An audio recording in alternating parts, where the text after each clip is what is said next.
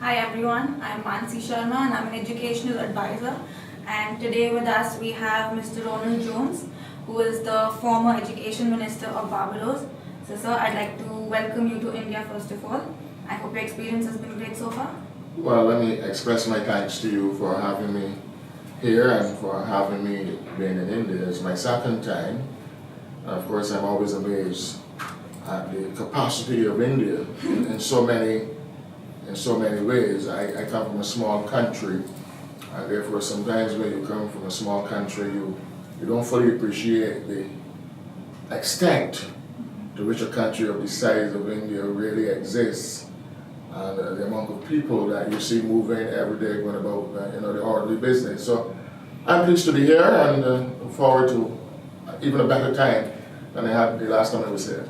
Definitely, I hope we are able to meet your expectations every time. I'm sure that you will be able to do that. Alright, so before we get into the actual interview, I'd like to give a brief introduction about you to our viewers. So Mr. Jones has had more than 40 years of experience in education domain, and he was also the Education Minister of Barbados for 10 years, which made him the longest serving Education Minister of his country. So sir, to our viewers, as an educational person, what do you think somebody in India who is studying or somebody who is planning to study, what is it that you can share with them?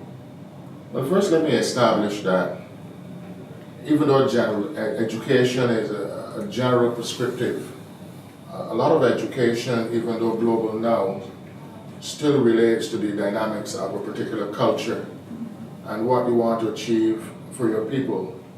The Barbadian education system, I believe, somewhat like the Indian education system, had a strong model of the British education model. But we have been able to evolve that system to suit the contemporary environment and to what we want and how we want to see our young people achieve.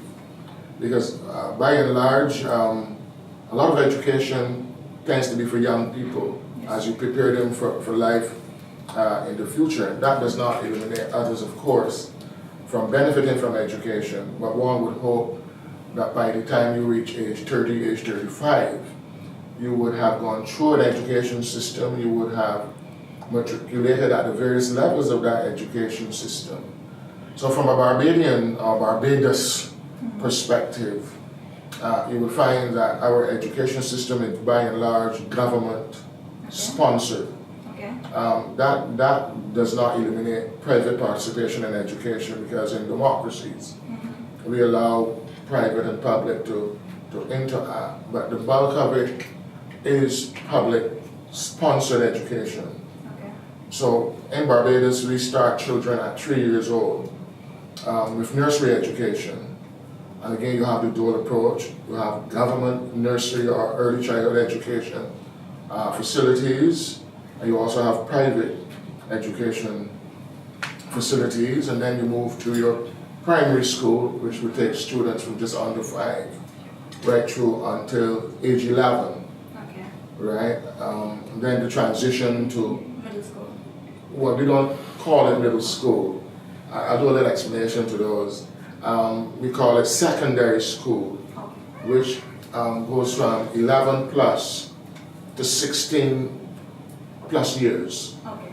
And then like the British system, we would have what you would call grade 11 and grade 12.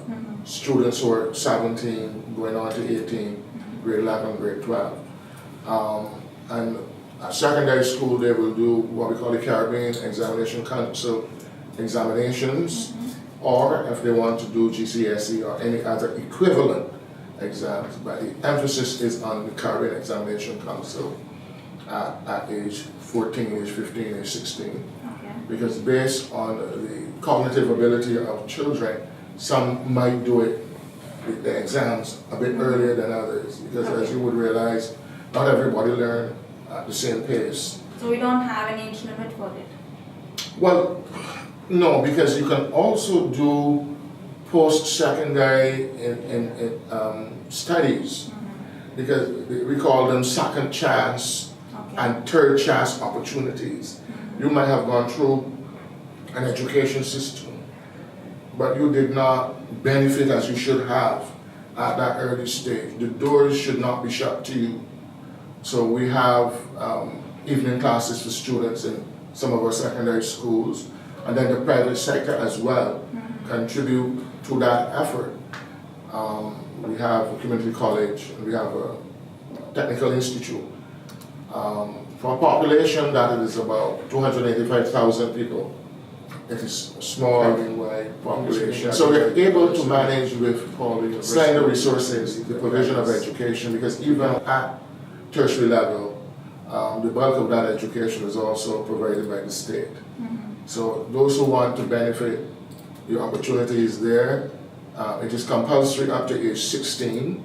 Okay. Yeah, and beyond that, it is left to your free will, to your motivation, to what you aspire to be, the quality of your teaching service, the quality of your teaching force, with the quality of the resources that you bring, both from the perspective of books, technology, infrastructure, the quality of nutrition. In our system, up to age 11, and in some cases beyond age 11, all students, if they want, it is provided with meals.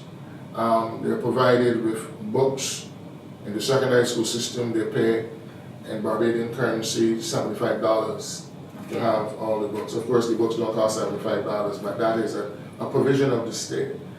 And you will find that the society as a whole pays a lot of emphasis on education because of its transformative ability to change people's minds, their viewpoints, their perspective. So with that kind of outlook, with the kind of what I call the national focus on education, hitherto we didn't go out of our domain to reach out to others in that kind of way. If you come, yes, you benefit. But in medical field, we started this only in 2011. Okay. So it's about 8 years old with our first medical university, and that is going reasonably okay. And then university like Bridgetown International and Victoria University as part of that outreach. So quality lecturers, infrastructure that is suitable for students, class sizes we keep to a minimum number. Okay. We're not going to go past 25, and we have not gone past 25 students per class, per lecturer, because you want to give them as much individualized attention as possible. So those are just about a few things that we tend to offer to those who want to come to our shores. We recognize that there's students in India who want to benefit from some of that fare, and therefore the doors are open to them. And in fact, we've started with some Indian students, and the bulk of them are doing well. Okay. As we say, sometimes the demands of the lectures tend to be quite strong, but it comes from the culture. The Barbadian culture emphasizes commitment, focus, dedication, and hard work. And once you add those ingredients to what you bring, you will find that you can soar as high as you want to soar and as be as successful as you want to be successful. So, whatever you've told me so far, I think it tells us even more about why the literacy rate of Barbados is so high. It's 99.7%, I believe. So it's more around 98%. I wouldn't claim to be a little higher than that. Again, it is the emphasis you bring on anything in any society. Barbados had pivoted itself around education and health. So you will find in any international metric, any international measurement, that the education system in Barbados is always among those that are quite high. The literacy rate is high because education is compulsory, and there are support structures. If you are poor, if you don't have the wherewithal, you still must not be denied education, and that is why it is made compulsory. So there is legislation which says that if a parent denies a child from attending school, that parent can be taken before the magistrate, taken before the courts, and most likely will have to pay a fine.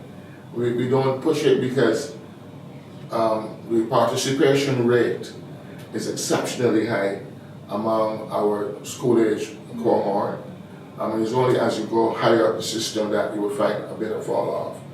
But up to age 16, which is compulsory, there is that participation. So issues of literacy, issues of numeracy, we're now becoming even more involved in issues of technology, especially with the digital world as it is, and the participation of Barbadians in the digital world, where we have a penetration rate of technology in the country that is even greater than the population as it is, because there are persons who most likely can afford it, who will have every gadget that you can think about, 2 and 3 cell phones per individual.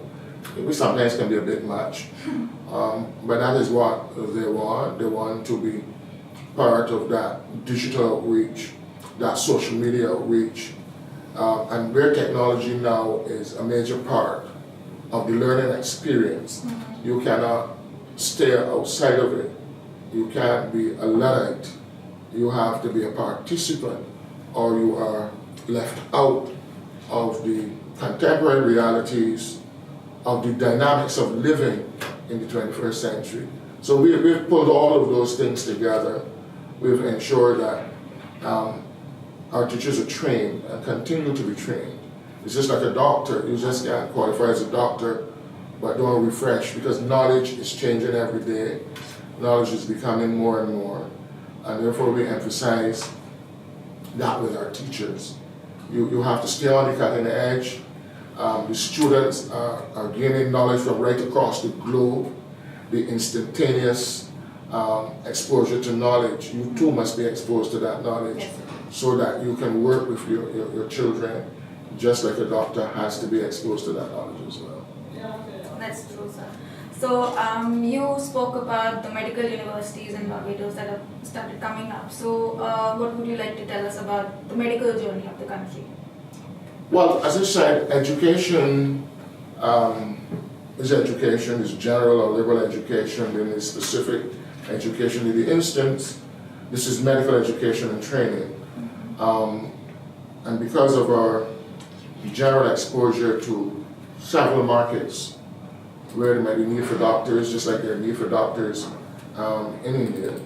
And one would hope that as students go through the medical education journey, they would see India as a place, once they're Indians, that they can practice their profession.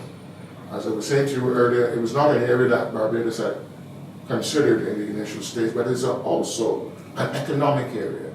It's when you look at this, like Australia, Malaysia, United States, Great Britain, Canada, they make billions of dollars from their educational affair. In our instance, it was persons coming from outside, like for the matter AUB, which is owned by an Indian family, who says that we've studied countries across the globe, and you have a product that you can offer to the world. In many cases, your safe place is secure. You have infrastructure, technological infrastructure that is just as good as the first world arena. Why not exploit these things? And it's from that initial contact that we saw it possible to go into that arena. There was a time when we had about 7 then 8 medical schools with, I think, the capacity eventually to reach somewhere in the region of 20,000 students between the first and the third years. of their learning experience. It will add more numbers, greater diversity to our own population. The Barbadian population is about 89–90% of African origin. You have about 3% of Asian, particularly Indian origin. Some Syrian, some Lebanese, small numbers, some Chinese, small numbers. And then persons from, particularly who historically would have come from England, but now also diversified with some others who've come and made Barbados a place for them to reside in relatively good comfort and relatively good safety. So this outreach is to have what I call a multi-focus impact. We're providing you with some things which are measurable, even though they would come from a sphere of life which you can't necessarily feel them. But the pursuit of knowledge, the pursuit of developing your intellect, developing your skills and your talents in the area of medicine is an important area. But you also bring something with you. You bring a tuition fee. You bring a capability to learn. And adding all of those things together give us the foundation on which quality and excellence would be the hallmark of your experience in Barbados. I know there are many medical universities in the Caribbean, first starting out with persons moving from the United States, particularly North America, into the Caribbean, which is, as you know, next door to the eastern seaboard, Miami right up, Massachusetts, New York, Connecticut. That the whole eastern seaboard takes a few hours to move from several of the islands into the United States of America, and there is a natural affinity to that part of what we call the Americas, even though in our own peculiarity we talk about the Caribbean, or for those who are cricket conscious, we talk about the West Indies when they play against India sometimes, and sad to say they've not been performing as well as they have in the past, but that's another story. So there is this beneficial impact of your presence and our participation as a result of your presence. Definitely. So, of course, you told us so much about education in Barbados, but now I'd like to come to Bridgetown International University. You're the Vice Chancellor over there. So, what can you tell us about your plans for the university? Well, going forward, Bridgetown is growing nicely. I want to see a few more students come to benefit from how these young people so far have been benefiting. I've been looking at one of the documents produced, and I see two of my students who have so far been performing well. So you're building a foundation. Nothing stands well unless a foundation is solidly built. And we're building a solid foundation through the pre-medical pursuit programs. There's some students who, let's put it this way, because our system is based on an American model, the US MD as a component of satisfying that, you still have to touch your chemistry, your physics, your mathematics, biology, and those subject areas. And even though you would have done some of them in grade 11 and grade 12 in your system, you still need to see where those students are at, understand what is the quality that they bring to going forward in what we call the arena of basic sciences, the teaching arena, and then the solid basic sciences will take them into the 2 years of clinical rotations. There are no easy paths to be successful. It is a journey, and it is a continuous journey. So you too must have a solid foundation as a student and as a learner. And you must expose yourself to the knowledge that is brought to you through whatever medium is being used. It could be the teacher-led medium, it could be technologically focused medium, it could be your own pursuit in self-study as part of this exercise. So there's going to be greater emphasis as students move forward and as new students come in on that strong combination of those areas that I've previously mentioned. Expansion of numbers, even more facilities to directly impact on students, readiness for the journey into teaching hospitals in wherever part of the world that those exist. There will be some focus on the United States of America with the relationships, and we continue to negotiate so that we get the best to satisfy those students, because unlike some other job or profession, medicine is a profession of life and death. So you want, when that person does the diagnosis, that's a correct diagnosis, reasonably so. We're all human, we can be afraid. When if they're a surgeon or if they're anything like that, that they will be able to bring to you competence, knowledge, skill, a solid background, that the end result will be a life saved and not a life lost. So outside of the cognitive delivery, hands-on delivery, we also will be paying greater emphasis on emotional delivery. You are a person who cares for others, and how do you connect and understand the challenges that a person who is sick or believes that is sick, because there might be some of those who just simply have a belief. How do you deal with them? How do you take care of them? How do you give them a satisfaction that they will be made whole? So you can't be fragmented in your approach. So we're talking about a holistic approach to medicine.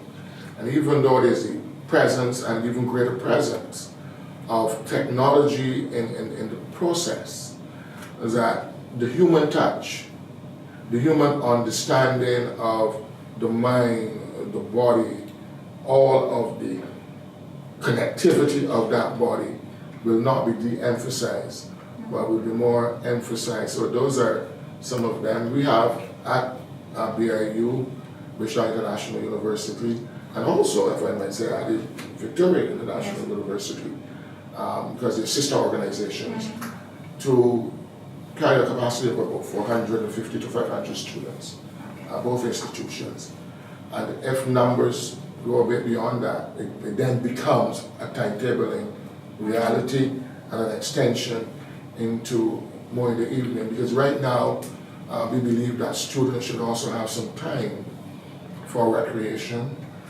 All work and no play, makes Jack and Jill, the boy and girl. So they must be able to have recreation. They must be able to have discussion with their peers, and they must be able to explore as well the country that is called Barbados. So all of that is there. All of that is the outreach through whatever else that we do. We don't want to sound superlative, but I can tell you that our experience, and you can only go by the experience, not necessarily I say it to you, but listen to those students. They will tell you that they have been in our space for a little time now, and they have been comfortable. They know more of the place than I do, because as new persons to the space, they explore more than I would have explored in my own time.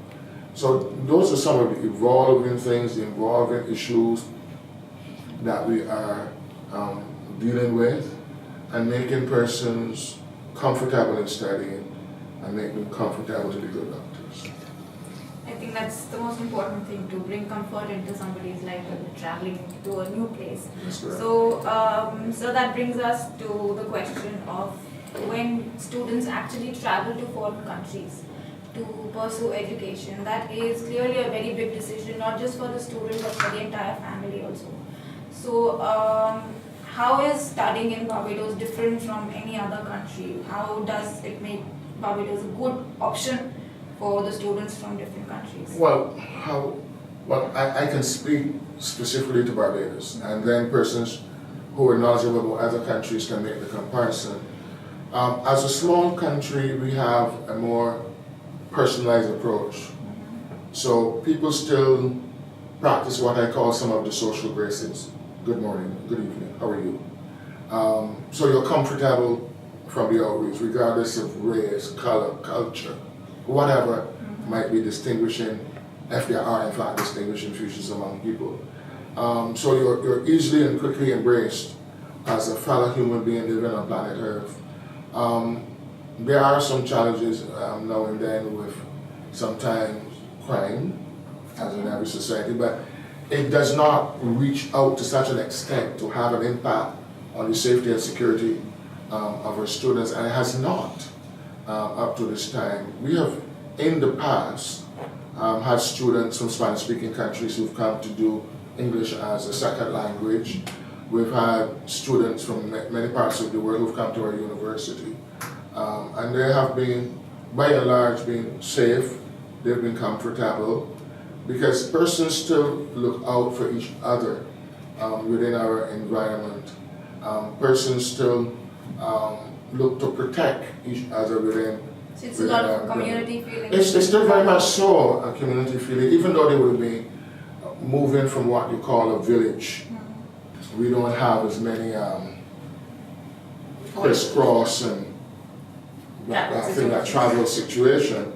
So it is relatively easy to move around, relatively easy to move from one part. You can go around the entire part of Barbados in about 2 hours. Oh, okay. But if you stop to eat and to rest, it will take your day. But if you just moving around, you cover it in 2 hours. Not a problem. Okay, so when some students are going abroad for pursuing MBBS, one of the concerns that they have is, what about the clinical training? Theoretical part is there, but will I actually get some clinical training, something that will help me in the future? Well, so how do we do that? You can't become a doctor unless you do clinical training. So our program is the pre-med, for those that I spoke about earlier, the basic sciences program, and the clinical rotations factor where all of the disciplines that make medicine you are exposed to within a clinical environment where staff at the teaching hospitals. We're about to conclude a major agreement with a provider that have under its control a whole set of clinical hospitals, housing facilities, simulation labs, because the whole notion of cadavers in the modern world is not much dealt with. So you do a whole lot of simulation experience where you can still feel the heart beating as the heart would normally be. Technology has taken it to another level. So our students would be at some of the better teaching hospitals, universities that you will find across the United States and one or two other places in the world. But since you call it the MBBS, we'd say the MD. Okay. Yeah, but again, curriculum and content is generally the same. Bachelor's of Medicine, Bachelor's of Science, medical doctor, same curriculum focus.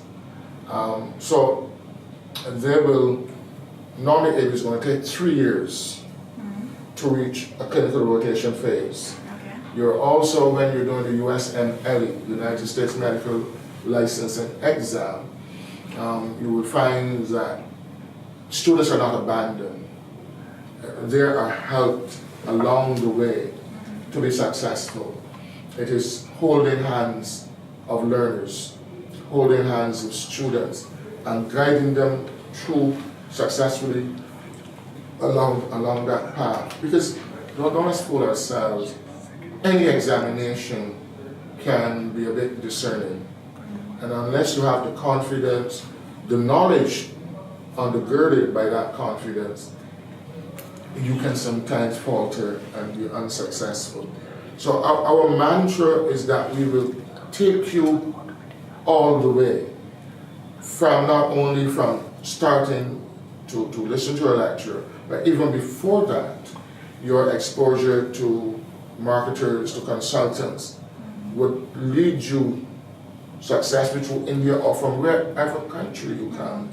Because it's not only Indians that we're talking about. They can come from any part of Asia, the Middle East, the Caribbean, you name it.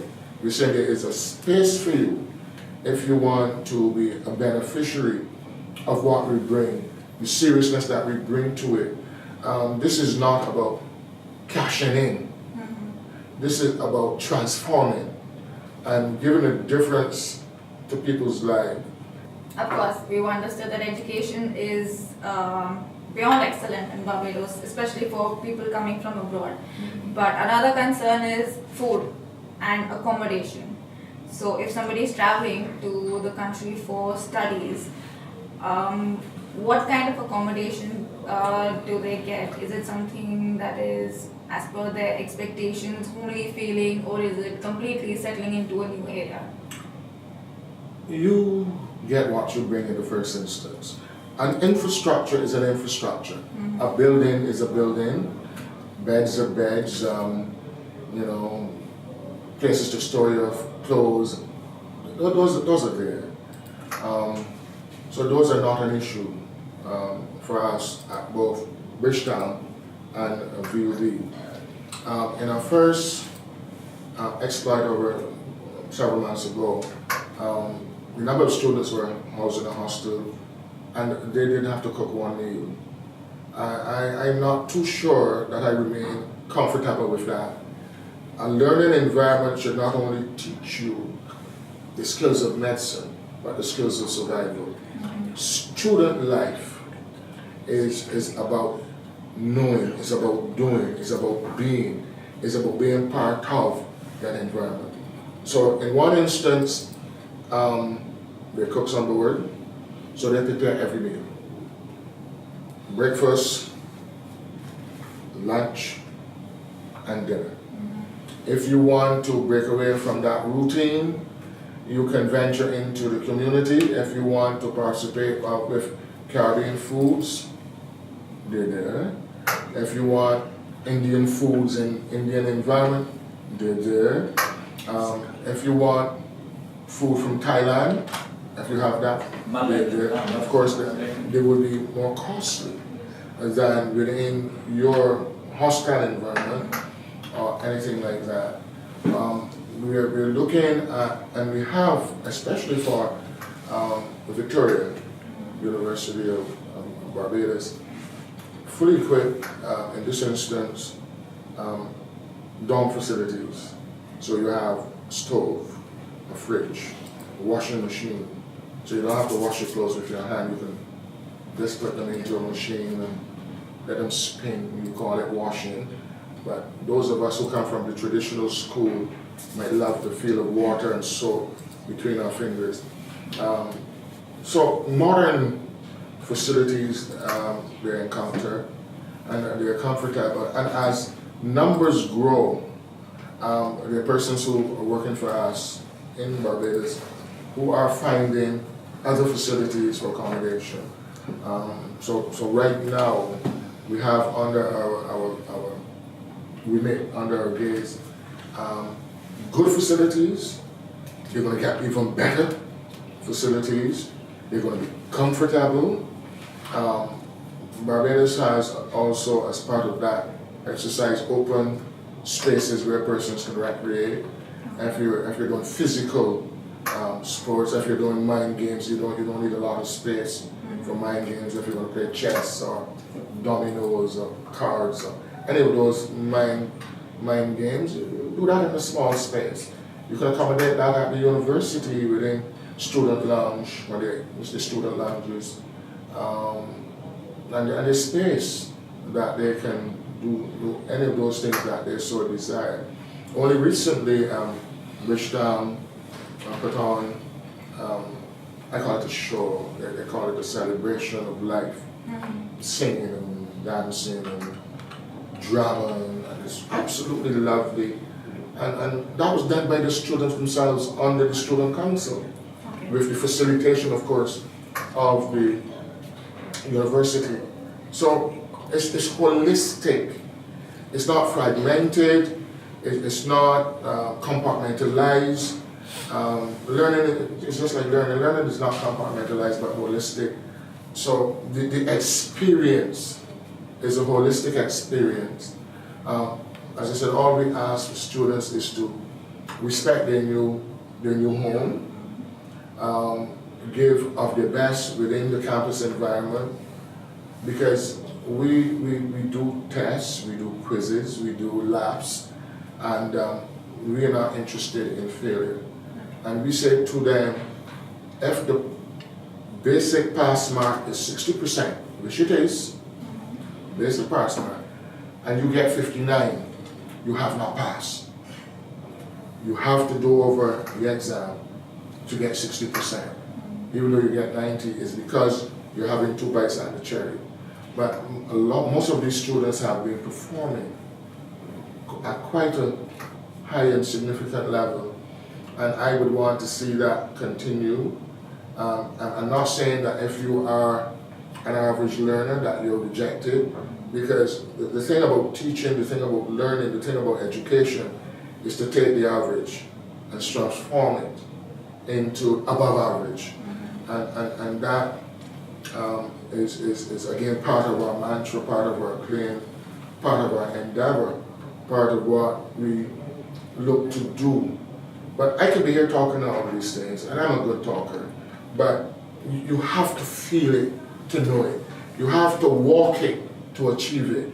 You have to be part of it to know that it is real and that it is not a promotion or marketing gimmick. I love people who market, they're well trained, they're knowledgeable, but I prefer people who live it, and I live it. And therefore I want to give that living to parents, to people who are looking for institutions to send their children to, and knowing that the love I feel for my own, the love I feel for their own, it is, I call them my children. And I'm at an age where I can call everybody in here, everybody out there at a certain age, my children. And that is what it's about. Okay, so definitely, I mean, from whatever we've been talking about, studying in Barbados seems like a very enriching experience, not just educational wise, but on a holistic level, growing as a person as well. So that's one thing. But when you pass out, when you graduate as a medical graduate from the universities, what kind of medical opportunities does a graduate have in different countries getting a graduation degree from Barbados? Okay. The degree is one thing.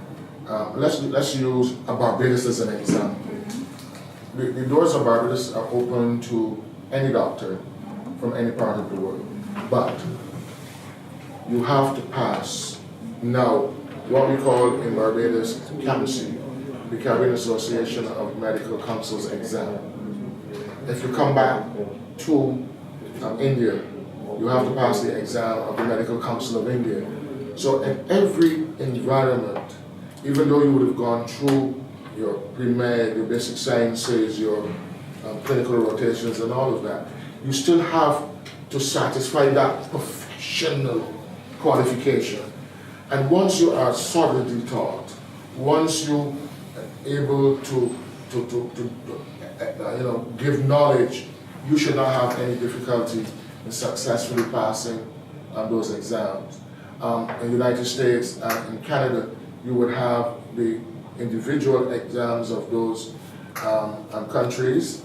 As I said, our program is heavily United States medical license exam focused, and you have USF LE1, which is done at the end of what we would call the second year of basic sciences or the third year of the program, or that's about 9 semesters into the program, or 10, and then you do USM LE2 as you move into your first year of clinical rotations, and then at the end of your clinical rotation you do USM LE3, and once you're successful in those, then you look for residency. And I think in our system, Commonwealth-based systems, we have a slightly different name or terminology for it. That is when you are really in the hospital working with those who've been there for a long time. And then you can sell yourself to whomever you want to sell yourself. You can be as good as you want to be. You can go any part of the world, and as I said, once you're able to satisfy the peculiarity of the exam in those particular countries.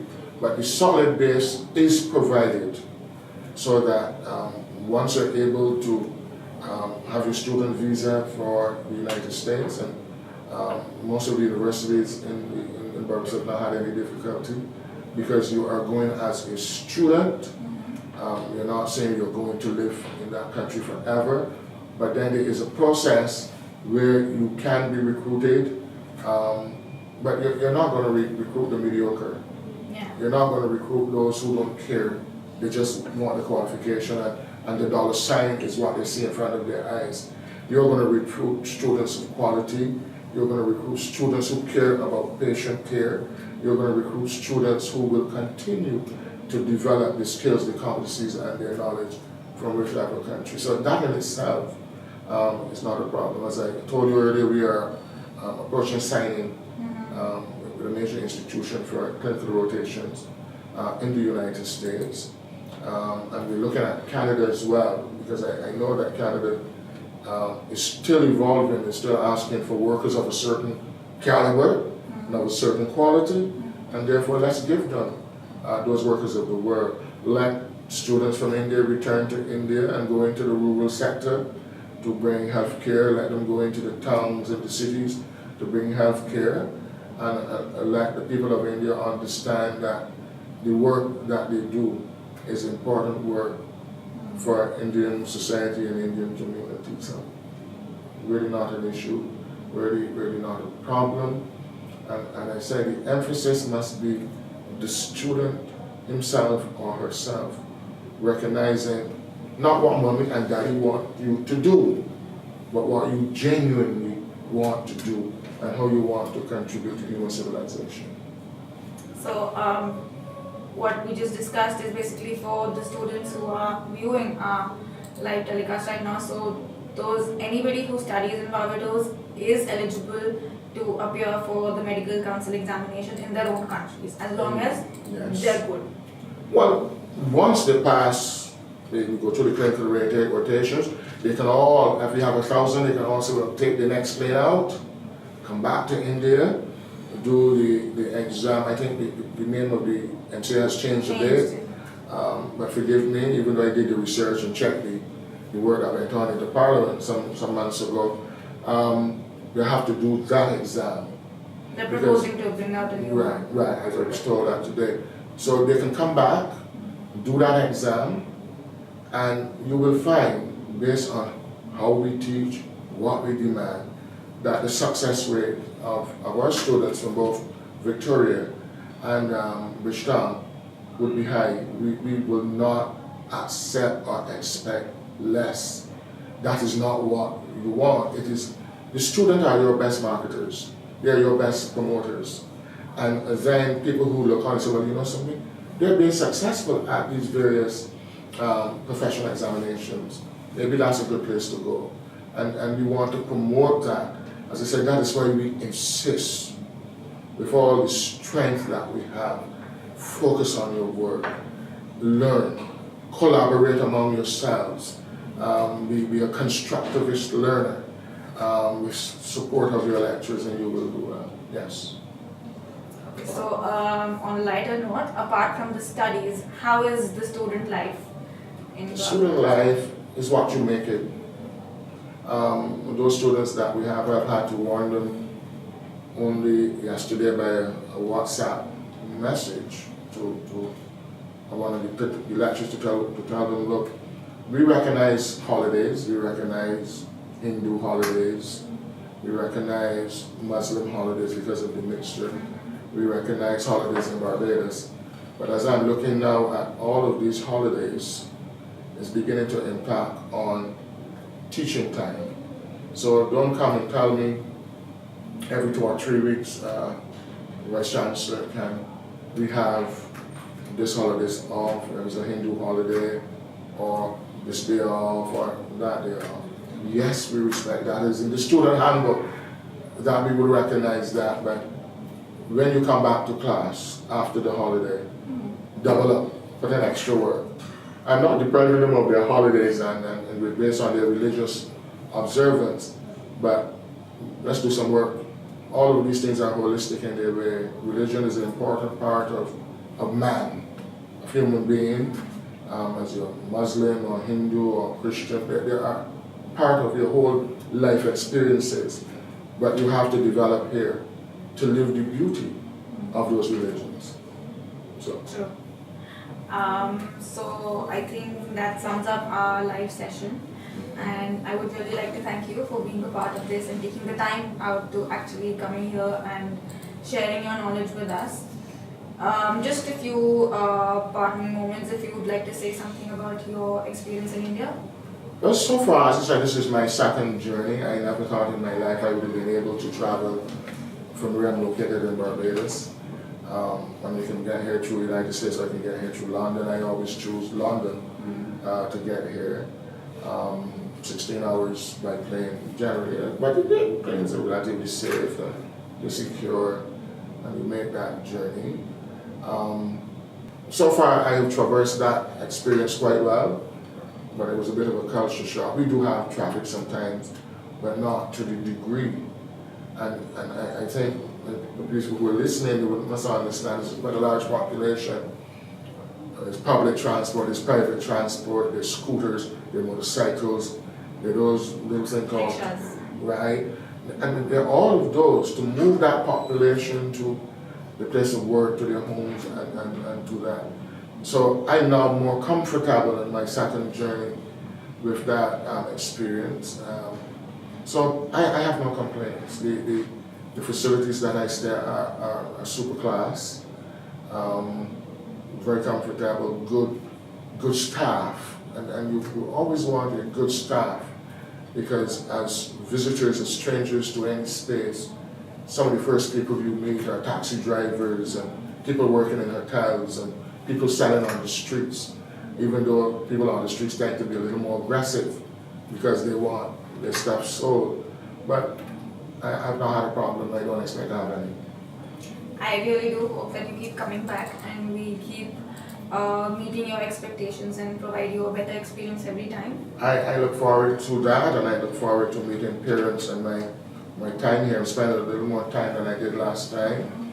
And to talk to them so that they truly understand that this is not a sales pitch, but that this is a real world experience, and that together the children can achieve their dreams, or their children can achieve their dreams. A slight emphasis on the dreams of their parents once the students comply. Definitely.